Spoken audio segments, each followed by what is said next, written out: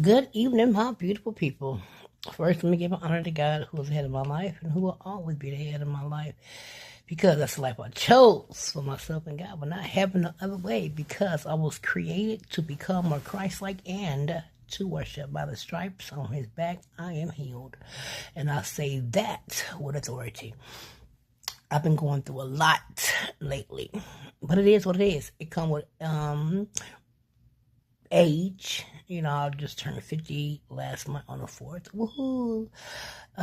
It seems like as soon as you turn 50, your check engine light come on. your hip, your nose, your eyeball, your fingers, your toes started tingling, your leg go numb, and you just pass all the way out. Well, I was hit with a case of sciatica. I did not know what it was, and I normally, I used to feel it too, but I normally self-medicate. I'm a doctor. I just ain't got no PhD or MDB, whatever you want to call it. So I write myself a prescription for a 6-pack, quarter ounce, and blase, blase. But this time I was like, you know what? I got to go into the doctor. I've been down since my birthday, I've been moving around. I'm not going to sit here and say I was bed bound. I have been moving around, but slowly.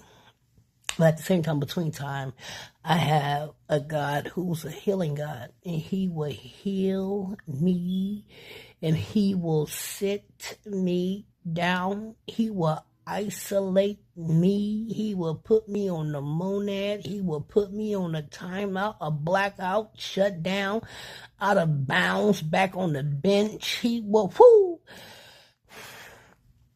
Yep, that's what my God did.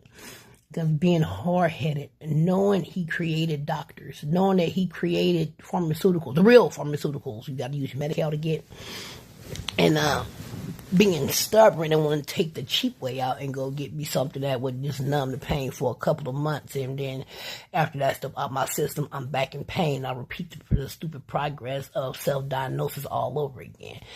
But baby, that pain hit me so hard. I sat here and I prayed. The kids I wasn't able to get them cook. I wasn't able to get them taken to the water park. I wasn't able to get them and wash my tail. I'm gonna call a thing. I wasn't able to get up and go to the restroom. Sometimes I made it to the bathroom. Sometimes it was on the floor. I don't know. When I had to pee. Well, the poo-poo, I made it. I made myself make it, get up on my cane, or I rope against my wall, and I just hold on to my wall until I'm able to sit down. But sitting down was easy. It was the getting up for me. I'm telling you, that nerve was from my left ankle all the way up to right above my hip, and it shut me down. But anyway, I'm Googling, like the doctor that I am. And it said to take these steps. So I asked my daughter to put me a couple of bottled waters in the freezer. In my deep freezer, they froze overnight. And I laid on them, and I laid them overnight. It still didn't go away. And I was just praying and crying, asking God to relieve my pain, trying to stay positive. And then it got to a point to where I had to get in the shower.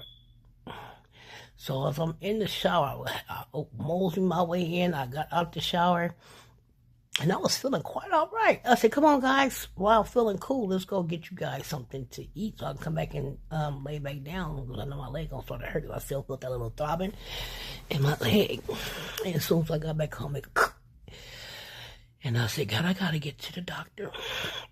And it was hurting all that night. I said, Father God, if I can just make it to the hospital, I'll make it to the hospital.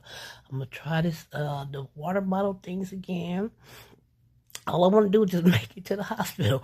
Remember that. All I want to do is make it to the hospital. So I sat on the water bottles all night. I got up in the morning, got my blood in the shower, got the water as hot as I could. I just was rubbing up against my leg right where it was hurting at.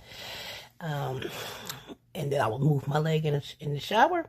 I'm like, let me hear it. I got up, I dried up, I threw on some clothes, and I jetted to the doctor. Pew. Soon as I got to the doctor, guess what? I almost fell. I was holding on to I was walking to the doctor. Let me slow down. So walking into the hospital. My bad. Walking to the hospital. I'm checking in. I'm standing up there with my cane. I'm like, okay. Soon after I check in, I almost fell. And that pain just shot all the way up. And I felt it right up in here. I cussed too. And they got me in. They gave me a shot. Pain went away. Gave me some pills. Pain went away. And now, here I am. Whew. Even though I had to go to the hospital to get the medication, it still came from God, because I asked God, give me enough strength to get to the hospital so I can get to the people that you created to become doctors in pharmaceuticals, so I can that study the anatomy, so I can get what I need to get out this pain. And I was still praising him in pain and all. I know I'm favorite. I know I am favored, and I was just crying. And I was like, baby, and I thought about the cross. I thought about the whippings. I thought about them pulling hair out of his face and biting him and spitting on him and pulling his hair and just was beating him. I was like, God, I can't even take a little sciatica nerve. I want to cry. I can't even take a little step on the tack. Let me step on the tag. Oh, Lord.